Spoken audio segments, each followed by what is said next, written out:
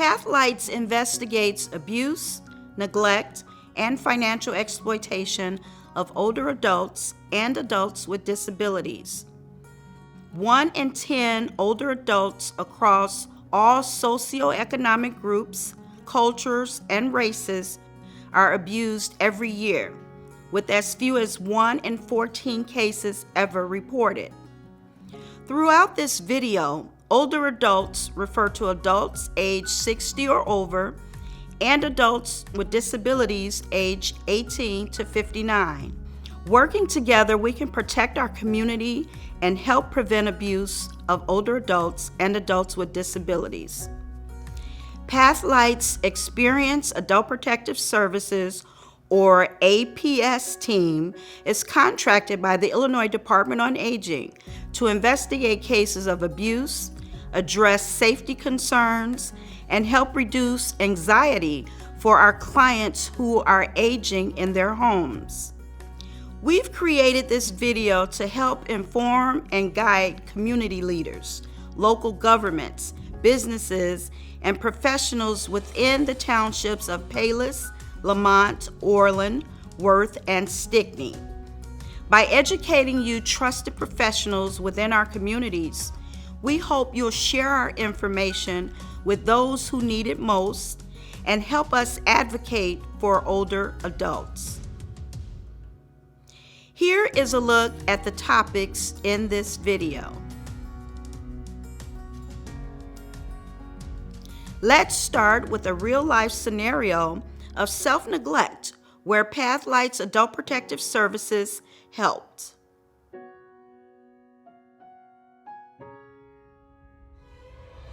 I didn't realize I needed help.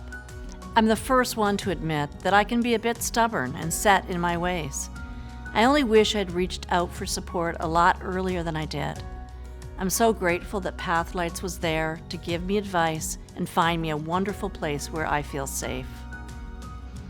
It all started when my husband died. It became more challenging to maintain my home, and I had an embarrassing bedbug infestation. I had to move out of my apartment, and I expected I would easily find another. But then I got sick and had to go into the hospital.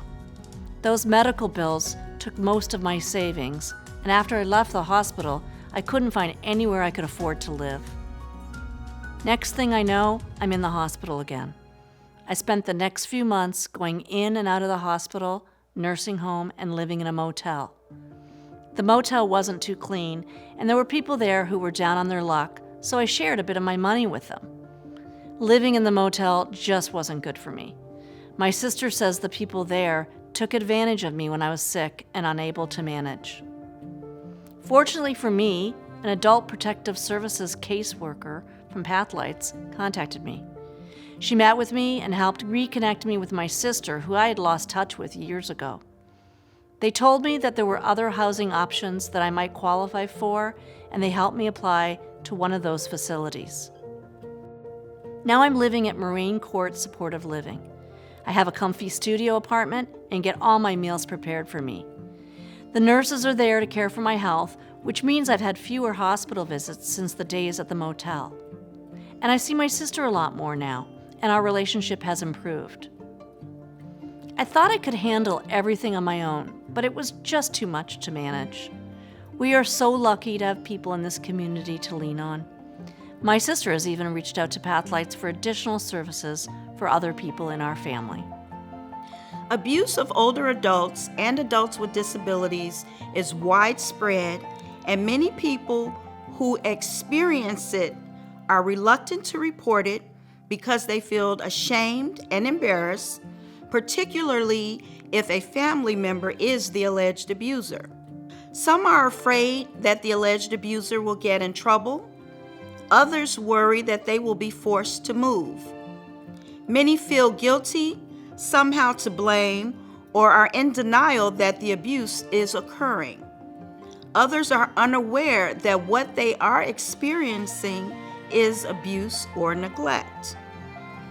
We also find some people are unable to speak out due to dementia or other impairments, or they may not be believed when they do make a report.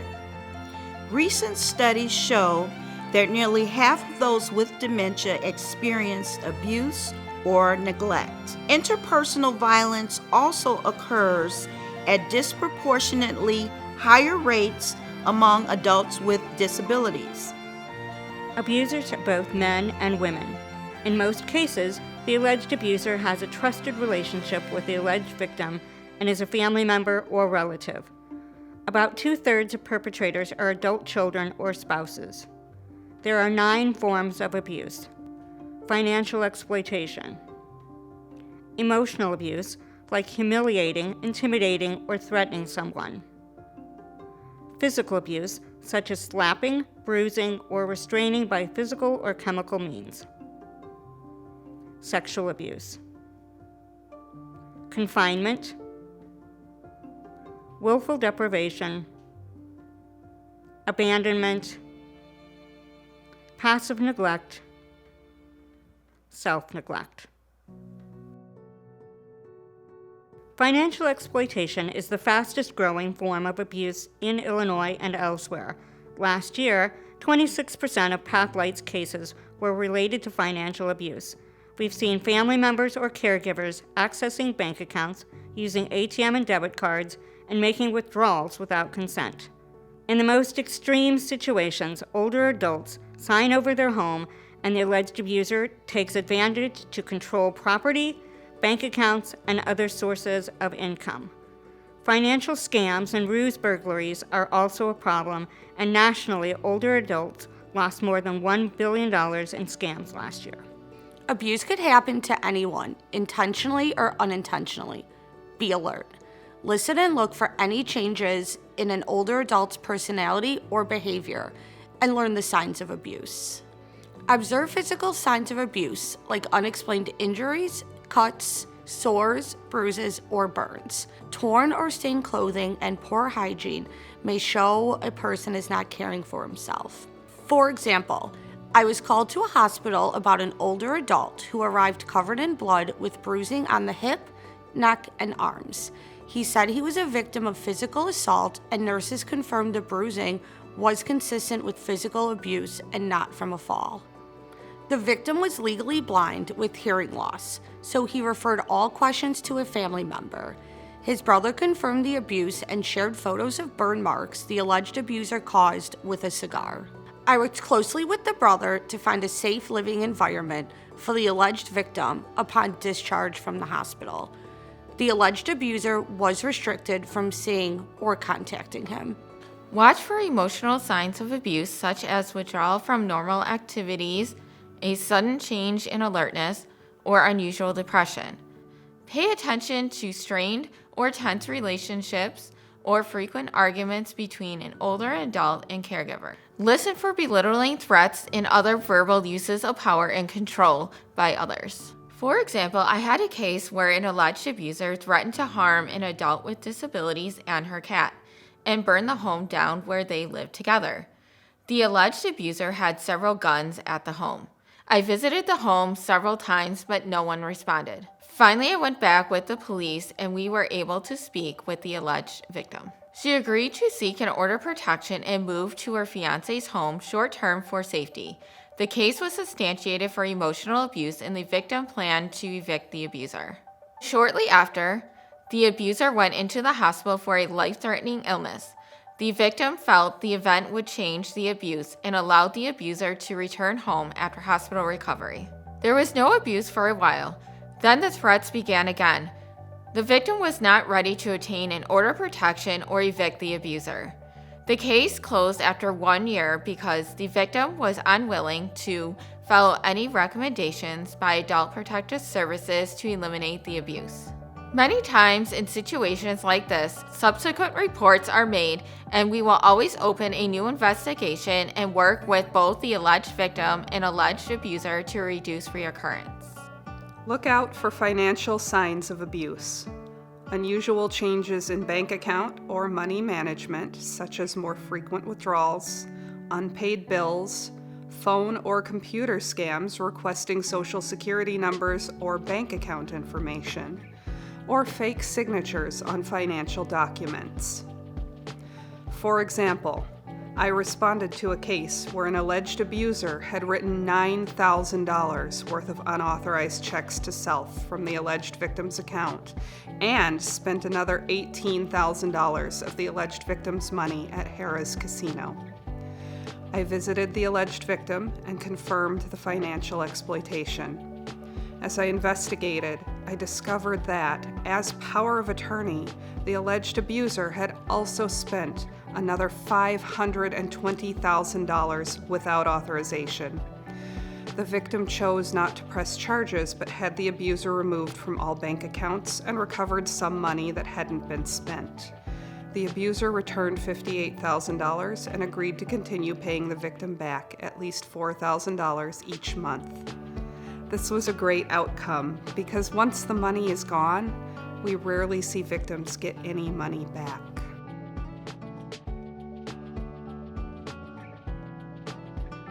It is up to all of us to prevent and report suspected abuse. Some professionals are mandated by state law to make a report within 24 hours after believing that an older adult or adult with disabilities has been subjected to abuse and they are not able to seek assistance. Mandated reporters are professionals engaged in social services, law enforcement, fire, safety and emergency services, education, adult care, medicine, occupations with specific licenses, and state employees. The APS Act provides immunity from criminal or civil liability or professional disciplinary action. Lawyers, bankers, and religious practitioners who receive confessions or sacred confidential communication are not required by law to report abuse. If an older adult or adult with disabilities is in immediate life-threatening danger, call 911. If you suspect an older adult or an adult with disabilities is a victim of abuse in the Palos, Lemont, Orland, Stickney, or Worth Township area, immediately make a report to Pathlights at 708-361-0219 or through the state hotline at 1-866-800-1409. Your identity will remain anonymous and your information confidential unless you choose to provide written consent. When you make a report, be prepared and thorough. Here's a checklist.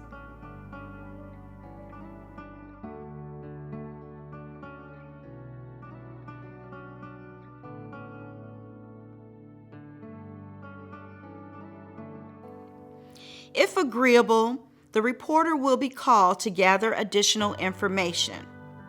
We may also reach out to other confidential collaborators before initiating contact with the alleged victim. Our APS team prioritizes the cases. We have from 24 hours up to 7 days to initiate contact, depending on the type of abuse reported. We have 30 days to investigate the allegations.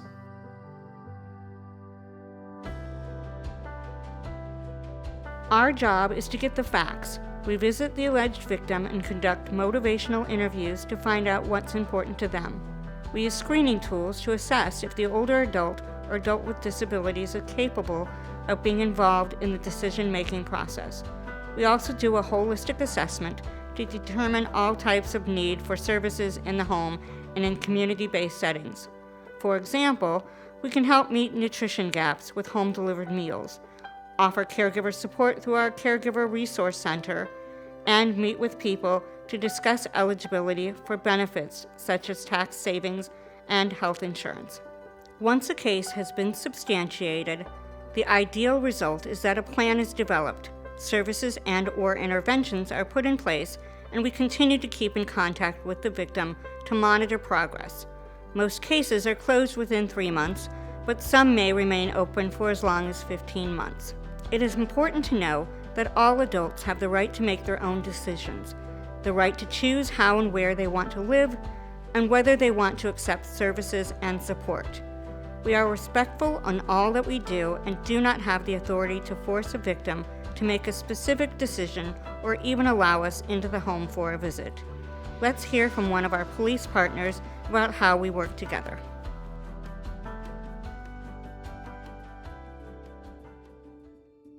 My name is Jairo Gutierrez. I'm a police sergeant with the Elsa Police Department. So in this area and in all law enforcement communities, I think they see the same type of cases. There's financial exploitation cases, there's physical and mental abuse cases, there's neglect cases. So our partnership with Pathlights may require an officer to step in once they get a phone call from Pathlights. So the Pathlights social worker would make an initial assessment or make a home visit, and then they may determine that this is too much for them to handle and it could lead to it being a criminal investigation. So Pathlights would partner with us by actually notifying us of the investigation that's required when a person is dealing with a mental health crisis. It does help to have a professional there, because officers, when we show up, we're not dressed to resolve incidents of mental health crisis at times. We're dressed to resolve things using force. There's several cases we've worked on with Pathlights. One that I do recall was a case involving a son in his older 30s and his mom, who he served as a primary caregiver for, who was wheelchair bound. She was in her older 60s. And Pathlights caseworkers concluded that he was abusing her, and officers stepped in, conducted a thorough investigation, which led to an arrest. At the end of the day, we want everybody to be safe, including our officers. And if we can get people who are trained in de-escalation or people who are trained to deal with individuals suffering from a mental health crisis, then it's easier for our officers to not have to fight with an individual or get physical or have to use force. And everybody walks away safe and gets to go home to their families.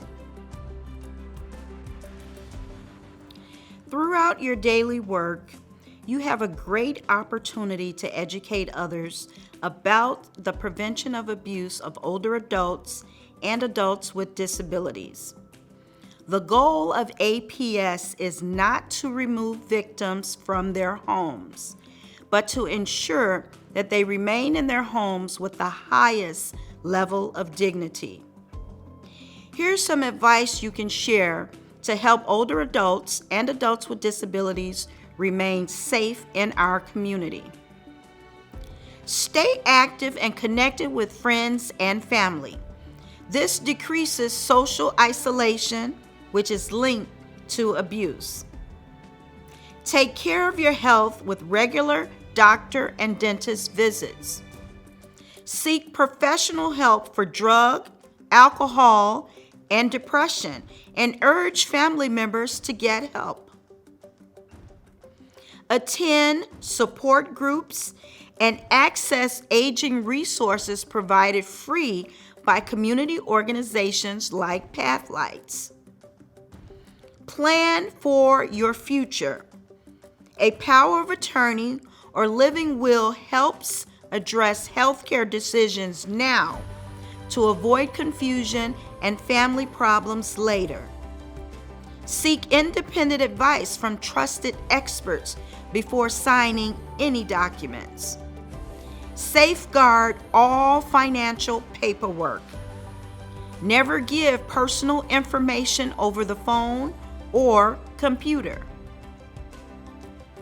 Pathlights offers community educational materials free of charge.